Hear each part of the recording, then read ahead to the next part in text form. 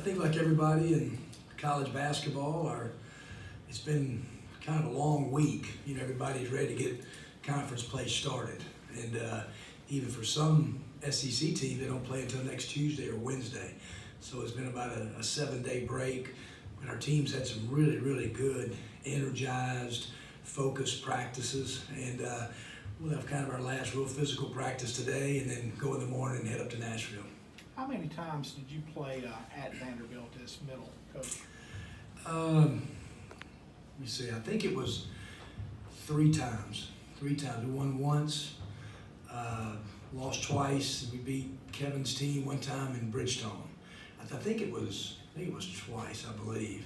And I think Vanderbilt maybe came to Murphy Center twice. I know Darius got hurt, but what's allowed Vanderbilt to bounce back from that and really play pretty well here lately? I mean, they're getting great point guard play again. Saban Lee is playing about as good as anybody right now. Very explosive, makes some unbelievable athletic plays at the rim. And it did, you know, they lost a game that he got hurt against Kent State. And you can imagine it's the whole building. And so, but after that, they've regrouped. And their 2 losses against 2 really good teams. You know, K-State in Kansas City and then NC State, who's a top 15, 20 team. They got 9 guys that all play about starter minutes. They had real good balance. But I would say probably their biggest key is that the guy who replaced Darius Garland is playing at a real high level. Overall, in terms of matchup, I mean, when you look at the teams currently constructed going up against this team, where are the matchup advantages or where you have to see guys perform? Yeah, you know, I number one, I just think we've got to do a good job on their perimeter. They've got pick and pop 4s, you know, and they've got some guys who can really, really shoot it. They shoot for a good percentage. They make 8 or 9 threes in a game. The one thing that sticks out to me, I think Vanderbilt's guarding really well.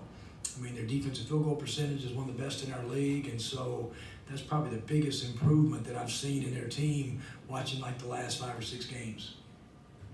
What's the latest with Franco? Yeah, I just met with Franco today.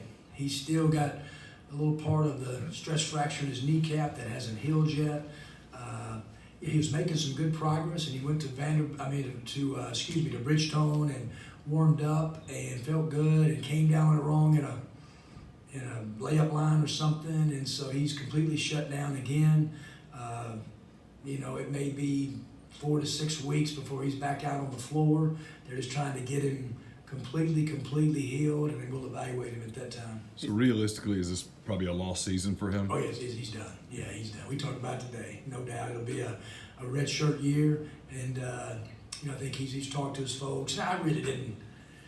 After about middle of December, I didn't see much chance, you know. And if he could have been completely, totally healthy, middle of December, right before the break, I could have seen it. But yeah, he'll definitely not play basketball this year here. With guys like Brian and Zach, and Luis, you've talked about trying to build depth and stuff. You've talked about it a lot all year. You've obviously been trying to do it. Where does that stand as you get ready for league play? It's about the same it did a month ago, 2 months ago.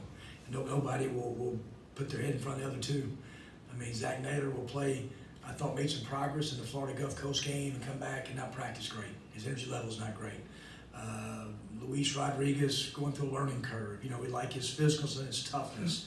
Brian Helms, he's kind of, you know, Scooter's had some little injuries, some setbacks, and, you know, so we're just where we need one of those guys. We're still in the same spot. I think they've all gotten better, but nobody would just beat another one out, you know, and just say, yep, that's the minutes I'm going to get. Because they could get this quality, they could get 10, 15 minutes in a game to really try to help us.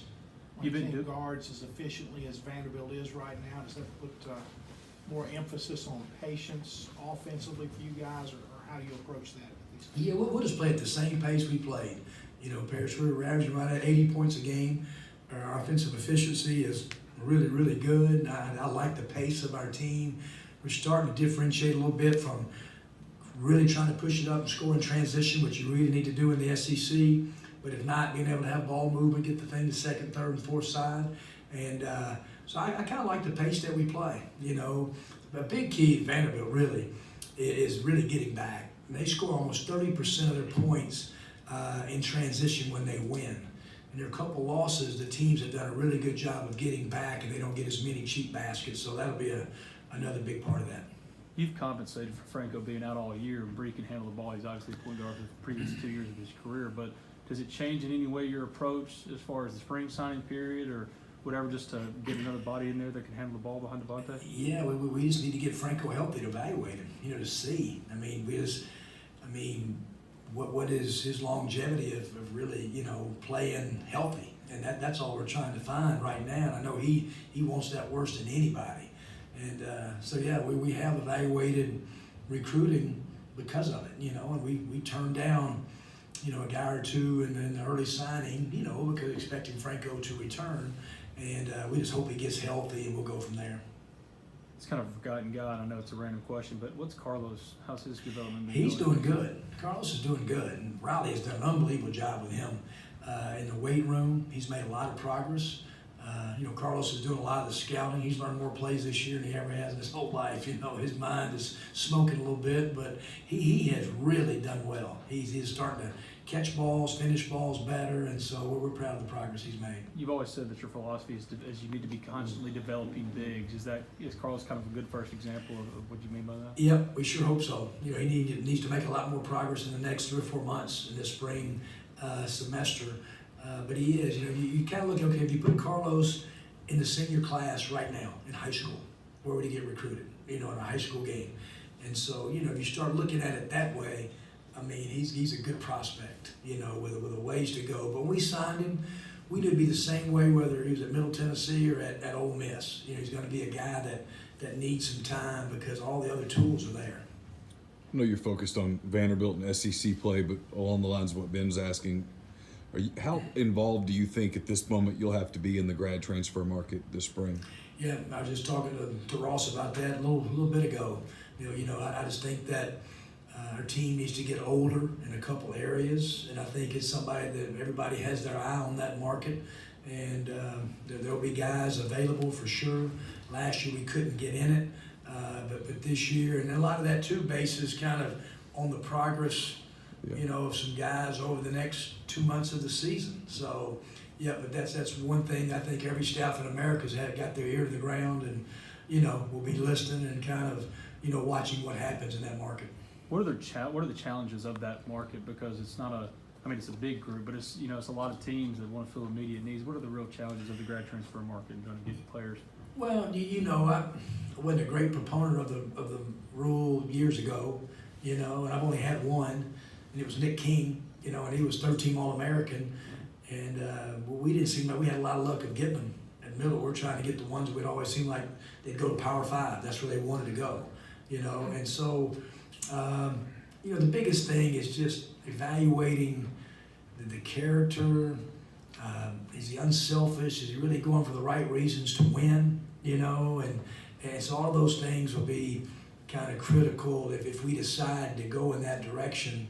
The talent level, you obviously evaluate talent, but I just really think all those other things, because you see some grad transfers that go, it's not a great fit. Maybe a guy's going to try to score and put up numbers, and then you see others that, they really are coming and affect winning in a good way, like Nick King did us. He did both. And so I think all that stuff really runs a key figure, especially where we are in our program with a lot of young guys in the program.